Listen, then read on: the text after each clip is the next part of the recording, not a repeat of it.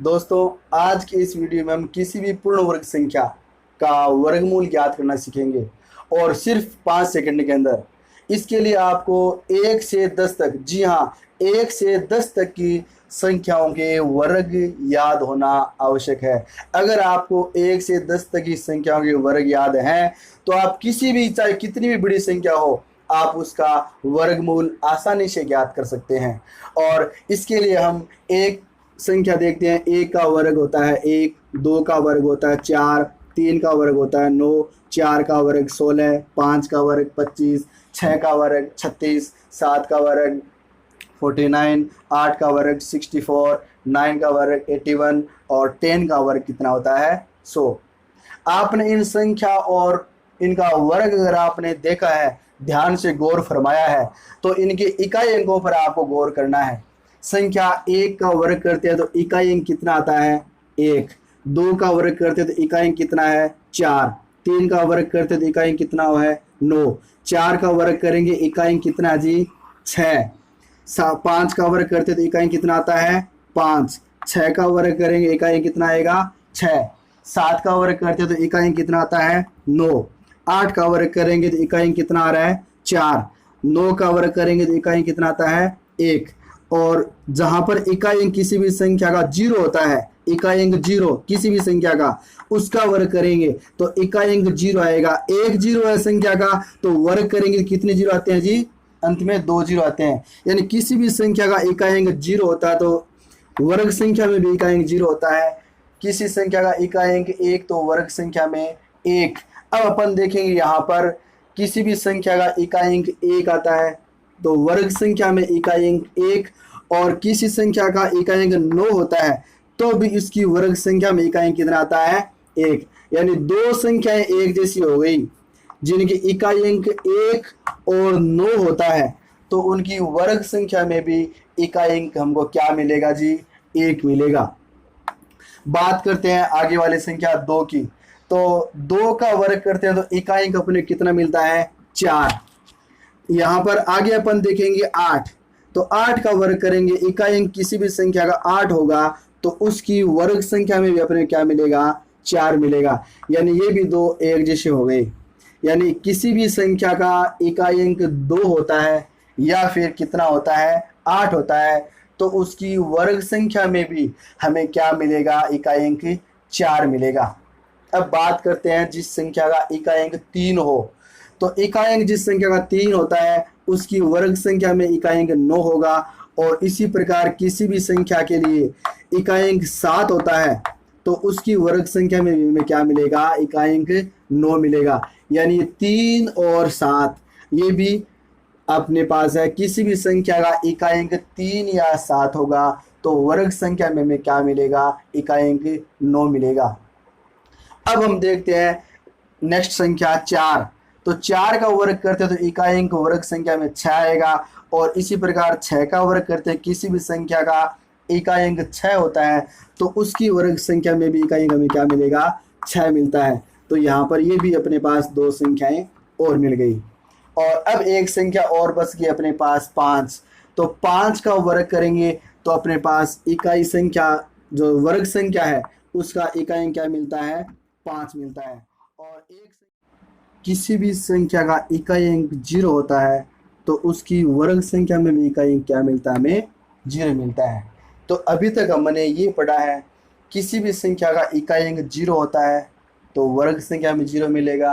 इकाई अंक 1 और 9 होता है तो वर्ग संख्या में 1 मिलेगा। इकाई अंक 2 और 8 होता है तो वर्ग संख्या में इकाई अंक 4 मिलेगा।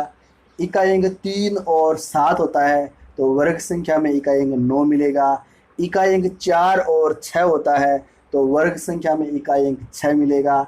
और इकाई अंक 5 होता है तो वर्ग संख्या में इकाई अंक 5 मिलता है। तो अब 4 संख्याएं और बच गई। जी हाँ, 4 अंक जो है डिजिट, 4 डिजिट कौन कौन से रह गए, 2, 3, 7 और 8। ये वर्ग संख्याएं हैं। इन वर्ग संख्याओं में किसी के भी अंदर इकाई अंक जो है, किसी भी संख्या का इकाई अंक, या यूं कहें किसी भी वर्ग संख्या का इकाई अंक 2, 3, 7 और 8 नहीं हो सकता। यानी हमको कोई ऐसी संख्या दे दे और उस वर्ग संख्या का या जो संख्या दे रखी है हमें उसका इकाई अंक 2, 3, 7 या 8 होता है, तो हम डेफिनेटली हम कह सकते हैं कि वह संख्या वर्ग संख्या नहीं है, पूर्ण वर्ग संख्या नहीं है। यानी कहने का तात्पर्य ये है कि अगर इकाई अंक ये होते हैं किन्हीं भी संख्याओं के, तो वो संख्या पूर्ण वर्ग हो सकती है। लेकिन अगर किसी भी संख्या का इकाई अंक 2, 3, 7 और 8 होता है तो हम डेफिनेटली कहेंगे 100% श्योर कि वह संख्या पूर्ण वर्ग संख्या नहीं हो सकती। अब हम ज्ञात करेंगे यहाँ पर एक संख्या हमने ली है 1369। इस संख्या का हम वर्गमूल ज्ञात करेंगे और वर्गमूल ज्ञात करने की जो तरीका है, ट्रिक जो है, उसको आप सावधानी पूर्वक बहुत ही ध्यान से देखिए। बहुत ही बेहतरीन तरीके से मैं आपको बताने का प्रयास करूंगा। मेरे को विश्वास है आपको यह ट्रिक काफ़ी पसंद आएगी, तो आप देखिए। हमें यहाँ पर हमें जोड़े बनाने हैं, वर्गमूल ज्ञात करें, दो दो जोड़े बनेंगे और इस साइड से शुरू करने हैं। यहाँ पर ये एक जोड़ा बना दिया, फर्स्ट जोड़ा बना दिया, और यहाँ पर जो संख्या जितनी भी बचेगी, 1 हो चाहे 2 हो 3 हो 4 हो, वो सब की सब सेकंड जोड़े के अंदर रहेगी। फर्स्ट जोड़ा हमें इकाई अंक देगा और सेकंड जोड़ा जो बनेगा वो दहाई अंक, सैकड़ा ये अपने को देता है। तो यहाँ पर हमें देखना है जो फर्स्ट जोड़ा है उस पर इकाई अंक कितना है, 69 है, तो इकाई अंक कितना है 9। तो 9 है, तो यहाँ पर इकाई अंक देखिए वर्ग संख्या में इकाई अंक 9 इस 3 के लिए है और 9 इसके लिए है 7 के लिए है। यानी हमें जो वर्गमूल संख्या मिलेगी उसका इकाई अंक या तो 3 हो सकता है और या फिर कितना हो सकता है, 7 हो सकता है। यानी या तो 3 होगा क्योंकि यहाँ पर फर्स्ट जोड़ा जो अपन ने देख रहे हैं उस पे इकाई अंक कितना 9, वर्ग संख्या में इकाई अंक 9। तो वर्ग संख्या में इकाई अंक 9 किन के लिए होता है, या तो 3 के लिए जिस संख्या का इकाई अंक 3 होगा उसके लिए, या फिर किसके लिए, जिस संख्या का इकाई अंक कितना होता है 7। तो ये इकाई अंक या तो 3 हो सकता है और या फिर क्या हो सकता है 7 हो सकता है। ये इकाई अंक या तो 3 होगा या फिर 7 होगा। हम श्योर नहीं है 3 होगा या 7 होगा। उसके लिए हम आगे बढ़ते हैं और दहाई अंक को चेक करते हैं। तो दहाई अंक देखते हैं, यहाँ पर ये 13 है सेकंड जोड़े के अंदर, तो 13 किन के मध्य में आएगा, 1, 4, 9 और ये 16। यानी इन दो के मध्य में, 3 के वर्ग में और 4 के वर्ग में। 3 का वर्ग कितना आता है जी 9 और 4 का वर्ग कितना होता है जी 16। तो यहाँ पर 13 है इन दोनों के मध्य में, तो हमें 16 वाला नहीं लेना है, 16 ज्यादा है 13 से, कम वाला लेना है 9। तो 9 का इकाई अंक कितना है जी 3। तो हमारा दहाई अंक कितना हो गया, 3 हो गया। क्या हो गया जी दहाई अंक 3। ये जो मैं बता रहा हूँ 3 जो है वो दहाई अंक है। ये फाइनल आउटपुट अपना दहाई अंक। और हमें क्या करना है, इकाई अंक कितना है, क्योंकि अभी मैंने बताया ना इकाई अंक या 3 हो सकता है या फिर 7 हो सकता है। तो यहाँ पर आप देखिए 3 और 4, ये 3 और 4, 3 को गुणा करना है 4 से, 3 गुणा 4 कितना हुआ 12। तो यहाँ पर 12। तो आपको इस संख्या को देखना, ये 13 है। ये जो 13 है वो 13 बड़ा है या छोटा है, किससे, 13 जो है वो 12 से बड़ा है या छोटा। तो हम कहते हैं जी ये बड़ा है। तो हमें क्या लेना है, बड़ा वाला अंक लेना है। 13 जो आप देख पा रहे हैं ना, ये अपन ने 3 को 4 से गुणा किया तो 12 आया।